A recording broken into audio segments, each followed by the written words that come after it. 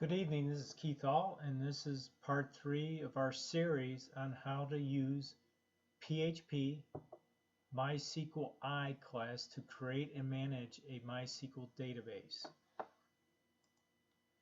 So, to reiterate, the tools that I use, because I'm using my local PC, and I'm using the XAMPP control panel, which is used to create my PC or convert my PC into a local server.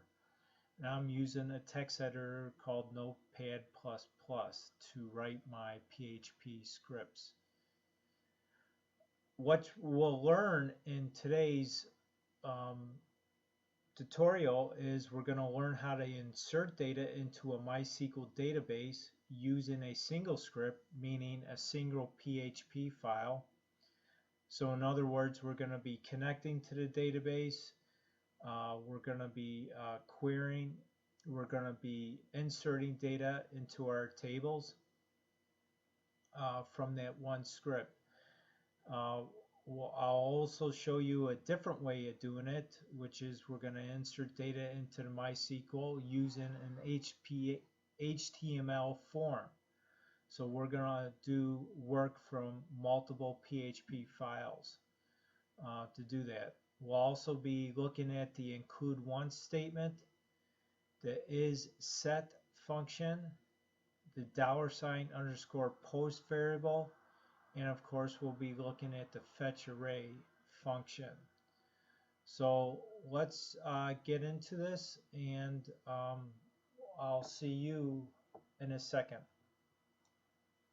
So first what we're going to do is we're going to our PHP MyAdmin where we could maintain our database, the MySQL database.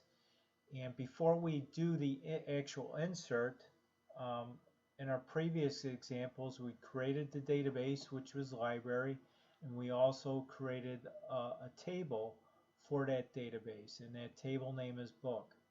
So right now there's no records in this table, and if I do a refresh, it'll show that there are no records yet at this point.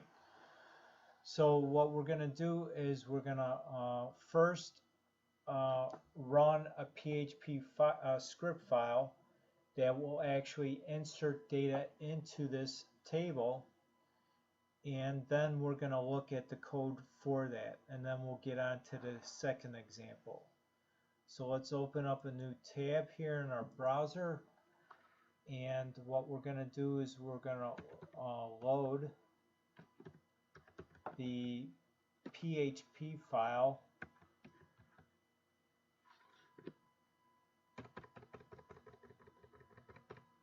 to insert our first record.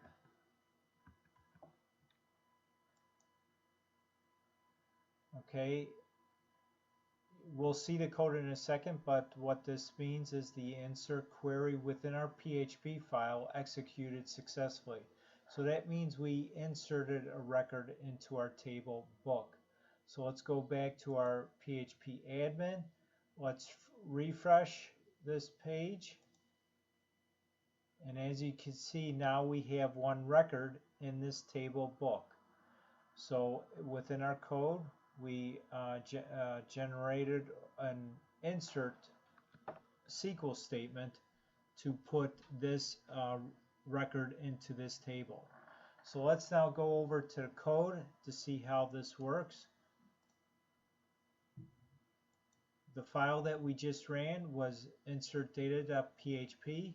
Within this file, basically we're declaring our variables up here. Then we're also running, or we're using the MySQLi construct to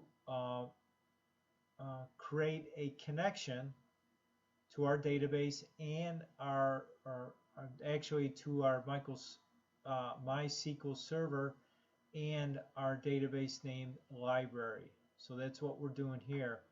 Our next section, all we're doing is just see if the connection ran successfully or if there was an error. And if there was an error, we're going to go ahead and use the die function to display a message in our browser.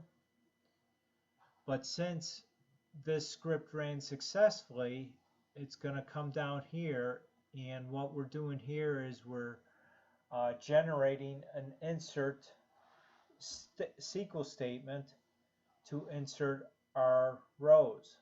So as you can see, this data actually appears in our table.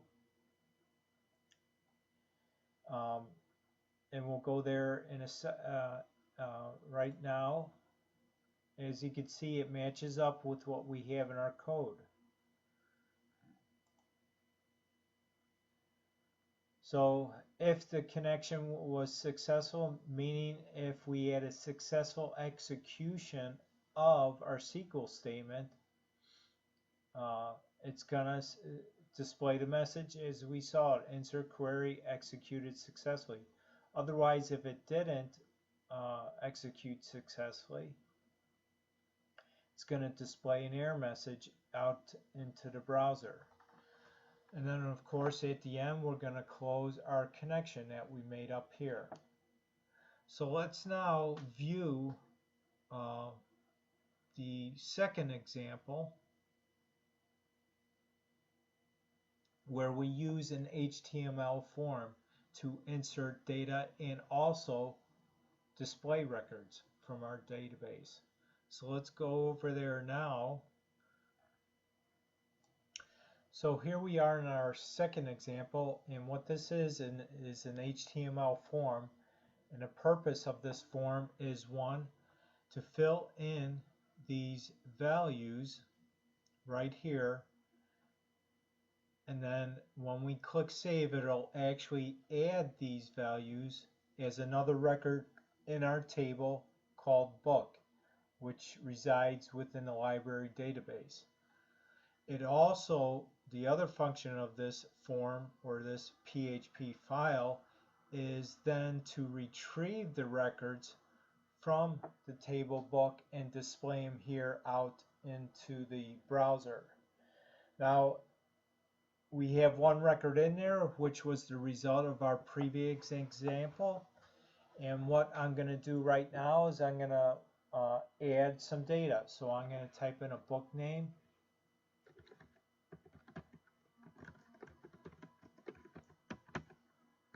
The author, Napoleon Hill.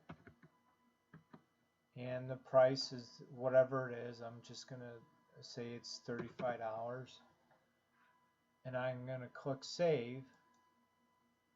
And what it did is it inserted the record that we typed in up here. And after it did the insert statement, it's going to retrieve the records and display them down here. So now let's go look at the code to see how this is actually working here. So let's go over here. The form, the HTML form, is in our index.php file. Now this file, is a combination of not only HTML code, but it also adds in some PHP script also in here. So basically what this PHP file is doing, it's first running some PHP code, and up here it says it's gonna this statement include underscore once and then this file. Basically what this means is we're gonna include another file into this file basically, and we're separating these files to perform different functions. So if you put everything into one file, basically you're going to have to, it makes your job a little tougher that way, as opposed to when you separate code out into separate files. So include once just basically means let's include whatever is in this file into this file. Now we're just using HTML code here. I won't go into the specifics here what this is, but anyways, the form is set up to use the post method, and these input fields that you see right here, these are the input fields, and these names here are very critical once we want to retrieve the data that we input into these fields. Now down at the bottom, basically what it's doing is after when this file runs, either for the first time or the nth time, basically, it'll also come down here and do a connection and do a query against our table called book, and it's going to wind up building some like a table, an HTML table, and for each row it's going to fetch the data that it got back from this SQL statement, providing the SQL statement runs successfully. And the fetch array is basically what this function is doing. Is it is taking the result set that gets returned from this line of code and puts it into an array, and we're going to loop through that array until we get to the end of the actual row itself. In this case there was only one row, but after we successfully run this and do a save up here, it's going to insert a new record, so it'll go through the iteration multiple times in that case. So basically what's happening here is after we get this, after we read this array from here, it gets basically returned into a variable called row, and down here we're using PHP Script to execute, or basically to echo out the value of book ID within this array. And this book ID is the exact name of the field within our table book. That's what these field names are. So basically that's what it is doing. This include file here, above here, let's go to that file. And basically the purpose of this is that once we click on the save button on this form, we're going to basically check whether or not this variable called post underscore post has data in it. And this save means it's referring back to our form tag. So let's go back here. This is our form. We're building a form right here, and basically that inset function is looking at this name here, save. So let's go back here, because we want to check to make sure that variables or values were passed once we clicked on the save button of this file. And so inset is set means is basically it's an associative, or it determines whether or not a variable is set, meaning it has values, or it is not set, which means it could be null. So basically if this is true, if it has values within this variable, it's going to come down here, grab the values from here, and then execute an insert statement right down here. And if the execution of this query is successful, it'll bypass this if statement. Otherwise, if it is unsuccessful, it'll create an error to our browser. So that's our tutorial today.